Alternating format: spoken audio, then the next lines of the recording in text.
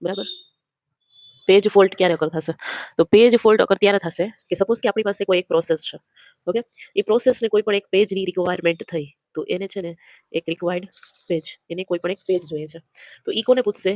રેમને પૂછશે. યાની કે આપણી મેઇન મેમરી જે આપણી રેમ છે એને કહેશે કે મને આ પેજ ફાઇન્ડ કરીને આપો. તો રેમ જે છે ઈ એને રિક્વાયરમેન્ટ જે પેજ છે ઈ ફાઇન્ડ કરશે એના પેજ ટેબલની અંદર. પેજ ટેબલની અંદર. રેડી? આ પેજ ટેબલની અંદર ઘણા બધા પેજીસ હશે.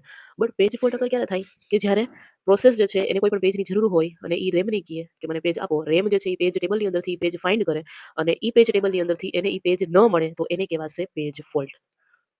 શું કહેવાશે? Page fault. ક્લિયર?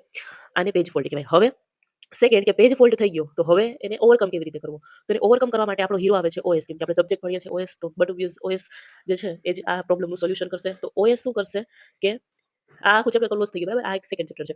ઓએસ જે છે એ શું કરશે કે ઓએસ જે છે એ આપણી હાર્ડ ડિસ્કની અંદરથી ઈ પેજ છે એ ફાઇન્ડ કરશે.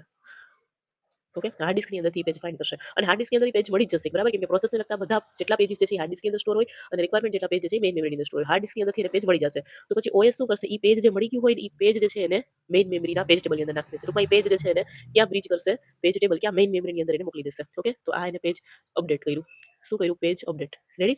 તો પેજ અપડેટ અહીં આવી ગયું. તો આ મેઇન મેમરીની એનું પેજ ફાઇન્ડ થઈ ગયું, બરાબર? એટલે મેઇન મેમરી જે આ પ્રોસેસને રિક્વાયર્ડ પેજ હતું ઈ પેજ એને આપી દેશે. ઓકે? તો આ જે પેજ ફોલ્ટ હતું, ઓકે, એને આપણે રિસોલ્વ કર્યું. તો આ બહુ ઇમ્પોર્ટન્ટ ટોપિક છે ઓપરેટિંગ સિસ્ટમનો પેજ ફોલ્ટ. અને આના પછી એલ્ગોરિધમ આવશે LRU ને આજે ઘણા બધા એલ્ગોરિધમ આવશે. જો તમને આ વિડીયો સરસ લાગ્યો હોય તો પછી ફોલો કરો, મને સપોર્ટ કરો અને નેક્સ્ટ શોટ જો